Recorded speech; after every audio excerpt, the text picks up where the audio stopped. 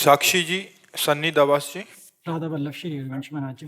राधे राधे महाराज जी, आपके चरणों में कोटि कोटि प्रणाम। महाराज जी, हम 17 साल से ऑस्ट्रेलिया में रह रहे हैं। पहले लगता था जिंदगी में सिर्फ काम करना है और अर्थ कमाना है।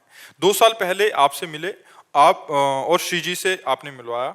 अब लाइफ में बहुत सुकून और शांति है महाराज जी। अब हम दोनों का भाव यह है कि हम वापस भारत आके भक्ति मार्ग पर आगे बढ़ें, पर फिर भी ऐसा लगता है कि हम अपने कर्म से तो नहीं भाग रहे, कर्तव्यों से तो नहीं भाग रहे। नहीं, महाराज जी मार्गदर्शन क्या करें। भारत में अर्थ नहीं है क्या?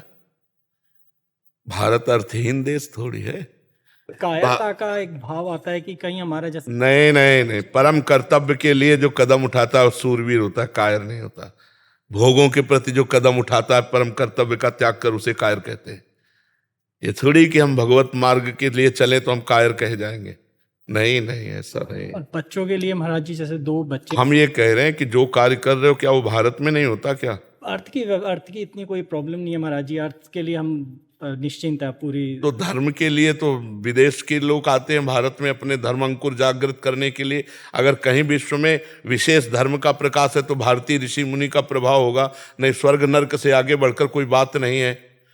स्वर्ग नर्क से बढ़कर कोई बात ही नहीं है। मोक्ष और परम पद और प्रेम, ये केवल भारत के दिव्य ऋषियों की अनुभूतियां हैं। अगर कहीं भी कोई इस पे चल रहा है तो भारत के ऋषि की अनुभूति होगी। तो अर्थ की जब कोई बात नहीं तो धर्म की बात फिर स्वीकार करने में क्या हिचकिचाहट है? जैसा आपने बोल दिया, आप विचार कीजिए। नहीं, आप विचार कीजिए अपने। ये बस प्रश्न हमें वो कर रहा था कि बच्चे जैसे बाहर हैं तो उनको अब हम लेके आएंगे या उनको छोड़ के नहीं, हम ये जानना चाहते हैं कि विदेश भोग प्रधान है, भोग की बाहुल्यता हो सकती है, लेकिन भारत देश धर्म प्रधान है। अब देखो वहाँ के, हमने तो कभी गए नहीं, हम कभी देखा नहीं, हम तो सुनी बात कह रहे हैं। अगर आप उसको सपोर्ट कर पाए, वहाँ कहते हैं कि कोई भी किसी भी तरह की धर्म मर्यादा नहीं। आज आप के साथ, कल आपके साथ घूमो, कोई परेशानी नहीं। बिल्कुल ऐसा ही ऐसा है ना। हमारा भारत देश इसे स्वीकार ही नहीं करता है। हमारा भारत देश स्वीकार करता है कि एक बार हाथ पकड़ा जिंदगी निर्वाह कर देंगे। अगर तुम्हारा कैसा भी स्वभाव हो, हम दोनों मिल करके चलेंगे और पूरे जीवन भर साथ रहेंगे। पवित्रता है ना। कि प्रेम में सुख है या केवल भोग में सुख है? आप सोचो, केवल भोग तो राक्षसी वृत्ति है। प्रेम क्या ये बर्दाश्त कर पाएगा कि जिसको हमने अपना जीवन दिया वो किसी दूसरे के साथ हमें खड़ा दिखाई दे या खड़ी दिखाई दे? प्रेम कहाँ होगा? तो अगर गृहस्थी भी यहाँ की भारत की है तो पवित्र है। एक पाणी ग्रहण संस्कार मात्र से आजीवन के दुख सुख का साथी बन करके और निर्वाह करना कितना सुख है।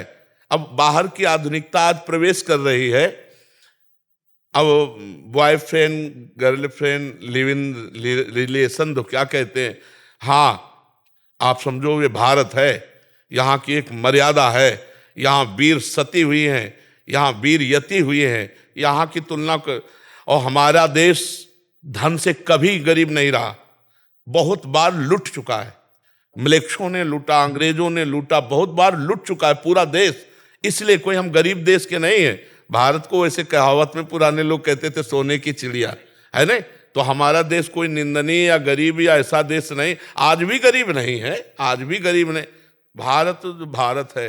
तो महाराज जी एक्सप्लेन भी करना, आपकी कृपा से मैंने शराब छोड़ दी, बच्चों के लिए नॉनवेज सब कुछ छुड़वा दिया, उनको समझाना भी। अब जैसे जाते हैं किसी, अब विदेश भी छुड़वा देंगे तुम्हारा तो देख।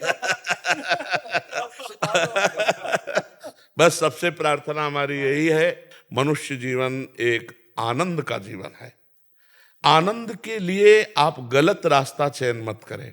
शराब पीना, नशा करना, पराई बहन बेटियों की तरफ गंदी देखना, किसी तरह से धन को शोषण वृत्ति से लेना, घूस लेना, ये सब कोई भी हो, कहीं भी हो, अधर्म आचरण कभी आनंद नहीं दे सकता। ये दिमाग में बैठा लो। और धर्म भले तुम्हें दुख दिखाई दे रहा है लेकिन वो आनंद की प्राप्ति कराएगा। धर्म सदैव जय पर विराजमान होता है और अधर्म सदैव पराजय को प्राप्त होता है। इसलिए अगर हम आप मिले हैं तो भगवान बड़ी कृपा से परम पावन भूमि वृंदावन में संत समागम बैठकर कर रहे हैं, तो हमारा आपका परिवर्तन होना चाहिए। हमारे आपके मिलन में कुछ जादू होना चाहिए, नहीं होना चाहिए कि भाई संत संग किया तो हमारा जीवन परिवर्तन हुआ। तो कोई भी गंदे आचरणों की तरफ कदम उठाए तो पहले हमारी बात को सुन ले कि वो उसका ही सर्वनाश करेगी। वो आचरण वृत्ति उसको ही गिराएगी, उसको ही दुख देगी। इसलिए सबसे पहले अंदर जो सदगुरुदेव बैठे हैं उनकी बात सुनो जो भी आप गलत कदम उठाओगे अंदर से आएगा गलत है नहीं, बस उनकी बात मान लो। सबके अंदर आता है ना, भगवान गुरुदेव सबके अंदर बैठे हुए उपदेश देते हैं, अच्छे बनो, स्वस्थ रहो, सुखी रहो और इसी जन्म में भगवान की प्राप्ति हो जाए, यही हमारे जीवन का लक्ष्य है। आप खूब आनंदित रहोगे यदि हमारी बात मानोगे। आप मान के देख लो, कोई पैसा तो लगता नहीं, बातें तो माननी है। तो इसलिए आप लोग इसका आनंद लीजिए। इसको आनंद का स्वरूप है सत्य, धर्म, अच्छे आचरण। अगर ये रहेगा ना तो किसी से आशीर्वाद मांगने की जरूरत नहीं चाहे जहां गिगियाया हो, हाथ रखवाया हो, कुछ परिवर्तन हो जाए तो हमें बता देना। आपको अपने आचरण सुधारने होंगे, आपको भजन करना होगा, आपको दूसरों का उपकार करना होगा, सब आशीर्वाद आपके पास आ जाएंगे। सत्य में चलोगे तो अंतर से आशीर्वाद सबका आएगा। जितने व्यक्त अव्यक्त महापुरुष हैं, जैसे समुद्र अपनी मर्यादा में रहता है और नदियां उफान करती हुई वहां पहुंचती हैं, ऐसे धर्मात्मा पुरुष जो गंभीर भजनानंदी और धर्म से चलता है, सब ऐश्वर्य वैभव सबके आशीर्वाद अपने आप आ जाते हैं। समुद्र बुलाता किसी को नहीं है।